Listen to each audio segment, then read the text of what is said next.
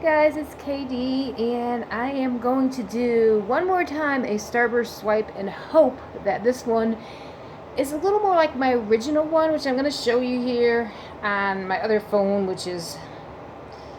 I wish I could show you the original picture itself, but I sold it. In fact, it was the first one I did as a Starburst Swipe and the first one I sold as an acrylic painting. So that is what I originally did, and it reminded me of peacock feathers. I did use a little bit different colors that I'm going to use today, but I'm going to try to do something similar to that. I started by covering my canvas with green. Since I am going for the peacock, I really was trying to stick to peacock colors. Uh-oh, I see some paintbrush hairs in there. Sorry about that. I thought I looked it over, but all of a sudden they're there. Get those out of there. So yeah, I really need to get like a spatula or something like other people use for this, because it is annoying when you get those hairs in there. They're very hard to get out. But don't worry too much about that. Looking a little messy because it's going to be covered.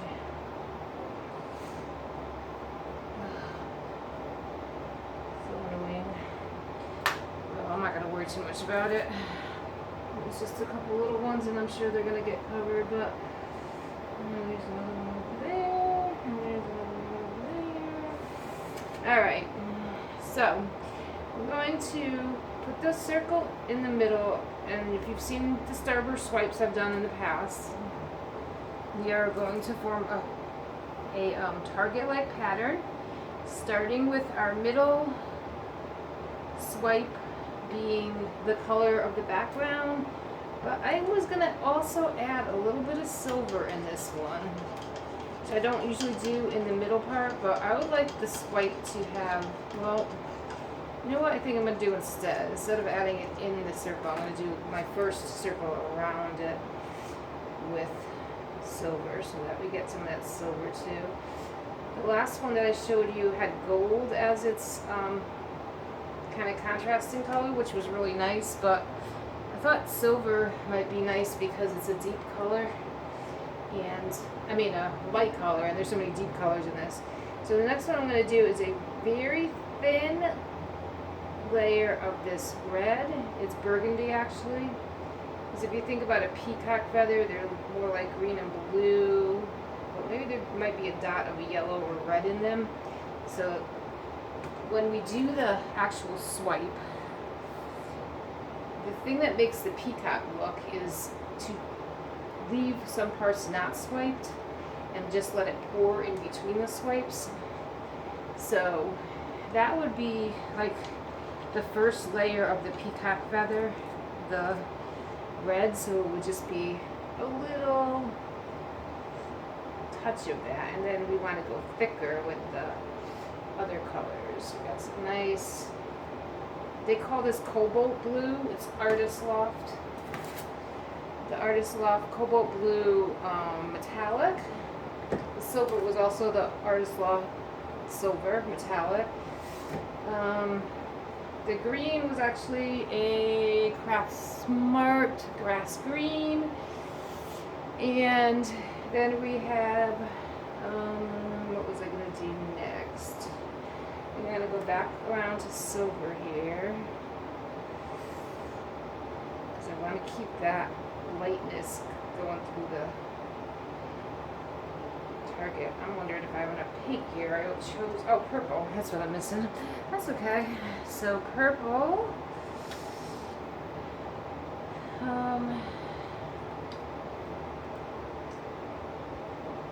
another nice big purple around there.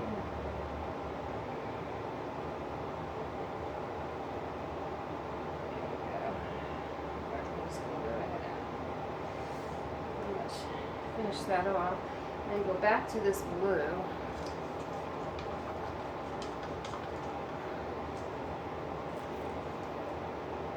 And I guess I'll do one more little, this is going to be thin because I don't have that much left. I guess I'll do one more thin layer of that red also.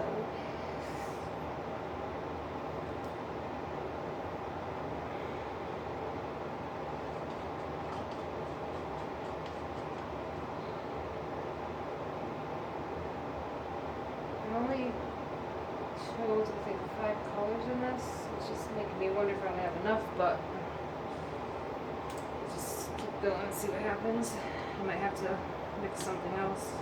Maybe I could do another green. Actually, I can do another green around here, even though I have it as a background. It's not really that thick, that whole long background. So yeah, let's do another green there. Save a little bit for the middle in case we need to spread it out more. And then I was going to finish off this red.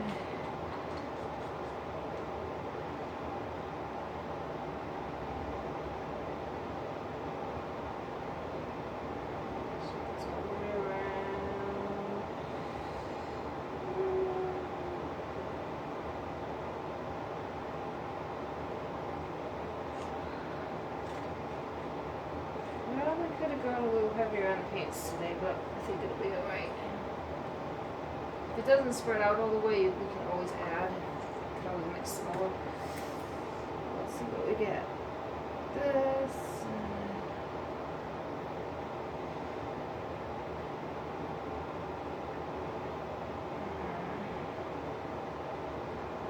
Oh, we have more purple, don't we?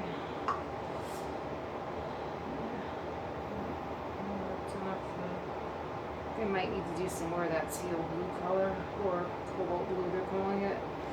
Yeah, that's what I'm going to have to do. So let me quickly mix a little more of that.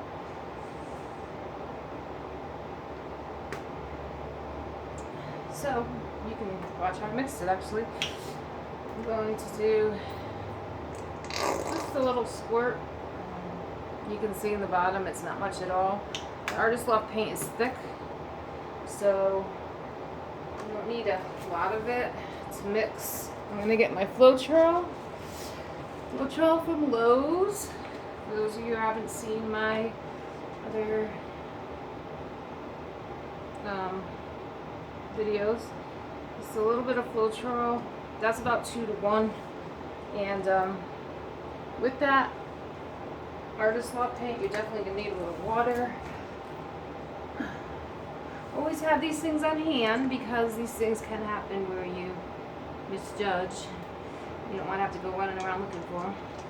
Painting's fine though, just sitting there chilling. It will start to kind of create some cells and things as it's sitting there, and when we start to swipe, you'll see them come out. It takes a long time for these to dry, really a couple days. So especially in the first hour, you have lots of time to mess with them. So I'm mixing that around really good, and again, for those of you who haven't seen some of the other videos, you want your consistency to be, when to drip like that, where it's kind of pouring down. It could use just a tad bit more water, because it should just flow right down and not do like 1, 2, 3 drip kind of thing. So once we get it to that, yeah, there you go, consistency, then we will go ahead and finish off these edges here. Make sure we have enough paint so that when we swipe, it will cover the canvas.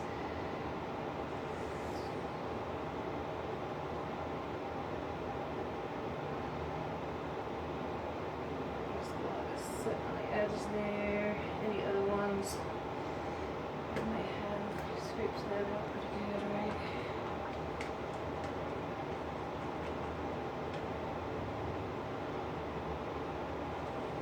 I don't like to waste paint, so try to use every little bit I can.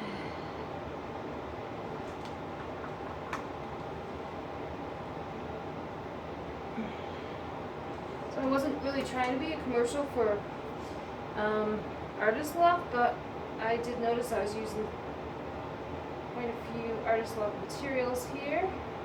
I'm even using their packaging for my swipes, which I have been testing different types of cardboard for the swipes to get just the right thickness, because if it's too thin it just gets mushy on the paint and it makes it hard to swipe, and if it's too thick it presses down too hard and messes up your swipe. So what I found with the Artist Loft, this is just the packaging that came in my canvases, is that if I double them up, then I think they're going to be just about the perfect consistency. So we are ready to swipe.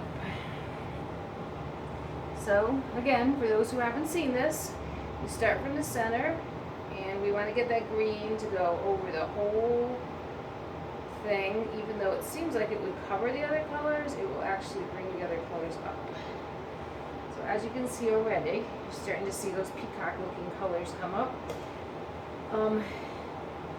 Some of the swipes will be more evident than others, but just let it sit and wait on it and you'll see that eventually they'll all bring up their own style. And so right there is what I was talking about, kind of getting that little peacock thing in between. But I actually shouldn't have done those so far apart like that, because I want to try to get these kind of like, well, actually that worked out alright. So, but I want to get about that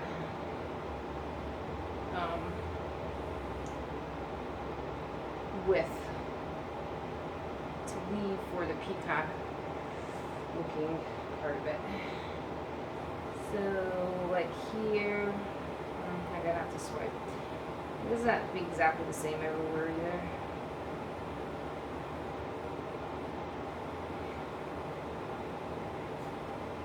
Alright, that's better. So now I'm gonna go here. Just leave that thin layer in between there. Now see, my red isn't even showing up like I wanted it to at the beginning here, but it is showing there. So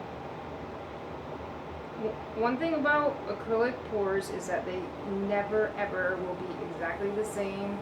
If anyone can tell me differently, I'd be shocked, because every single one is an original, which is what makes it really cool. The girl who bought my first acrylic pour that was similar to this, I told her I've been working on it since, trying to get one similar, and you have a unique original that no one's ever going to be able to reproduce. So that's what makes it cool too.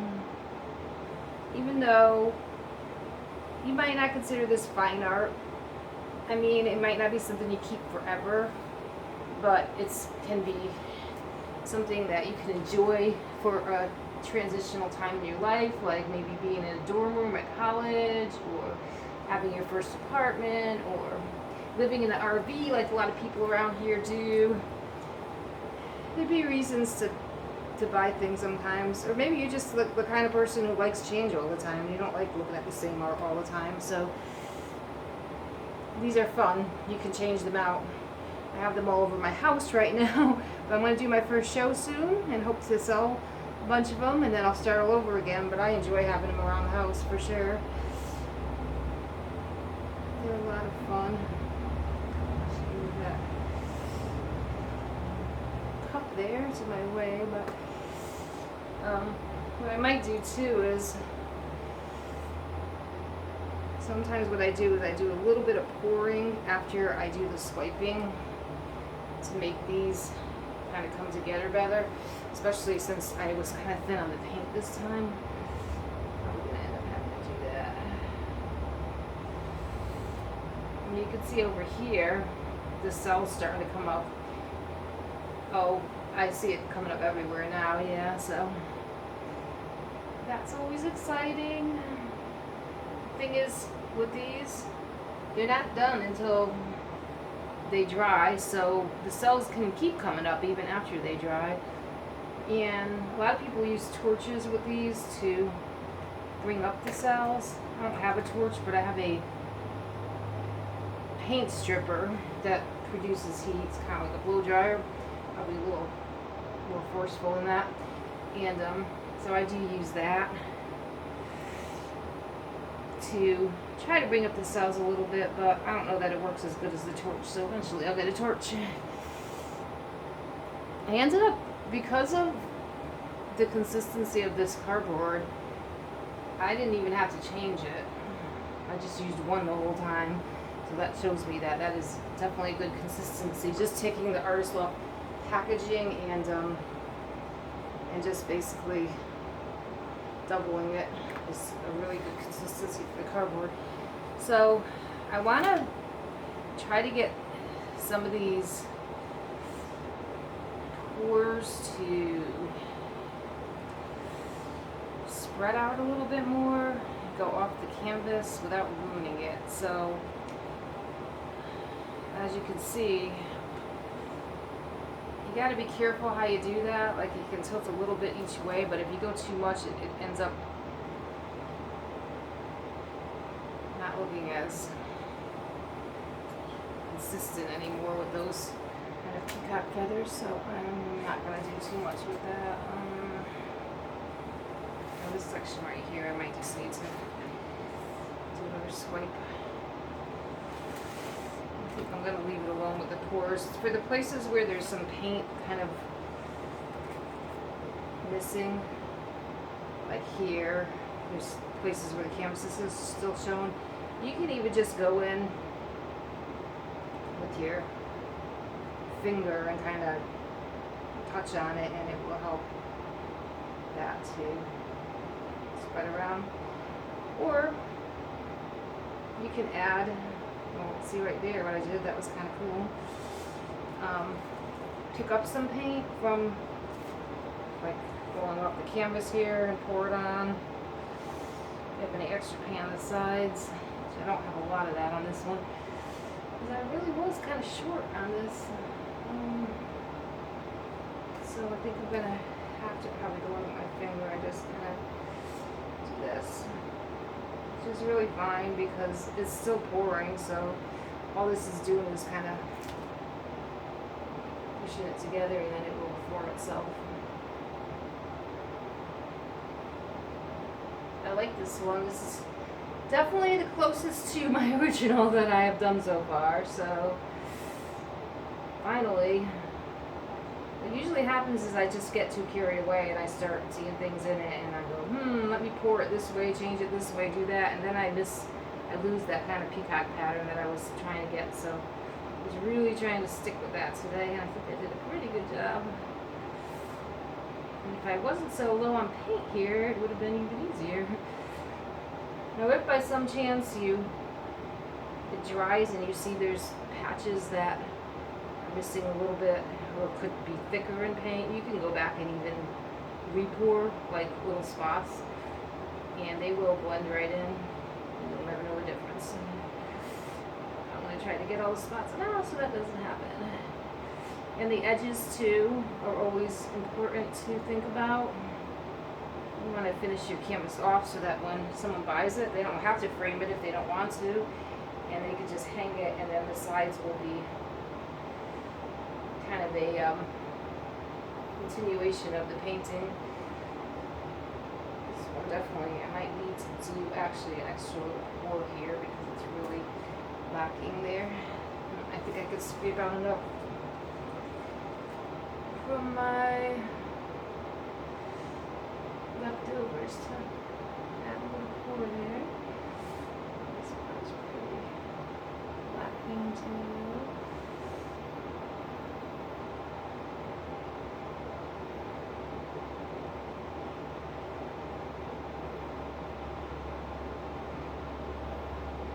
When you start to see those cells coming up, like right in here, that's really nice. That's when you don't want to do too much pouring because you'll lose them. So you don't want to tilt that's another reason you want to tilt your canvas too much. Well, one, I didn't want to lose the peacock-like look, but also I don't lose my cells. So, oh, I'm so happy this came out good because I feel like these are really good commercial products.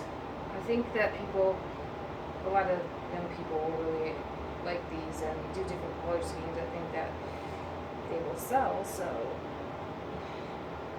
Some of my paintings are more subjective. I do a lot of paintings that I see like prophetic things in them, like things about the Bible, because that is something that's always on my mind. So it's my lens, the way that I see life. So some of mine I think are more towards fine art in that sense, where they're more representative to things. And they may not mean the same thing to somebody else, but these are really, I think, just fun, really pretty, and like I said, something you might just use temporarily for a certain time in your life.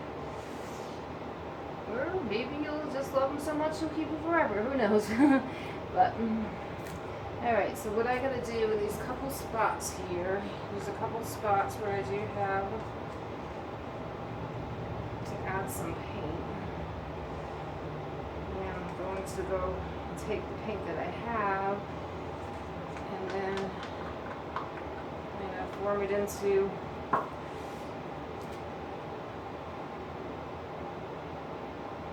another little circle of colors, and let them pour out onto each other and form what they form. I'm pretty sure I have some green left here.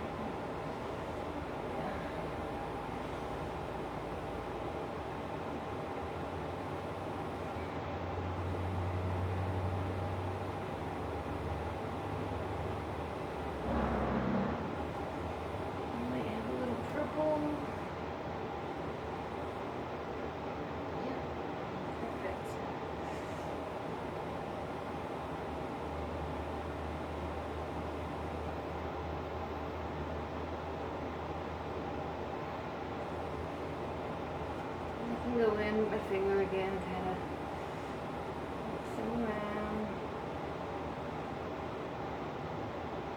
to make sure all the spots are covered, and then just let them go.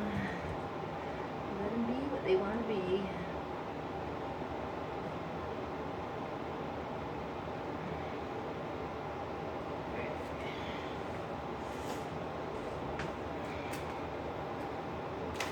I like the way the middle came out too. I don't really feel like I have to do anything. Sometimes the middle doesn't do anything for me, so then I have to go in and try to make some sort of movement in it or something to make it more interesting, but this is perfect.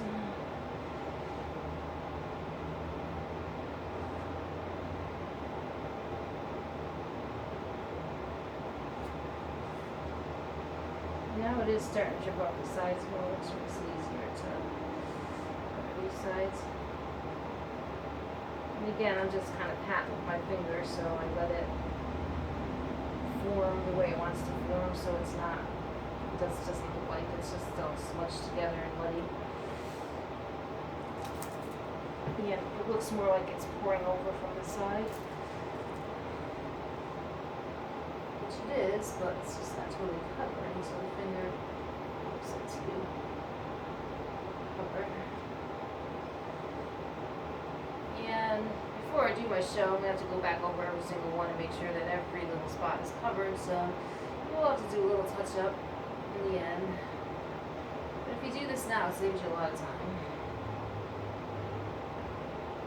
Because then you have to go through each one and find the right colors to touch it up. And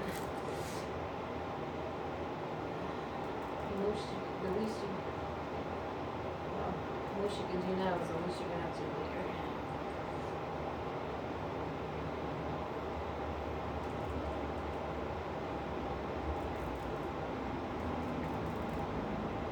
But I don't even think I'm going to have to do another video to show you the results of this, because although it is going to dry a little darker than it looks and look a little bit different, for the most part, I think you got a pretty good idea of how it can come out for you.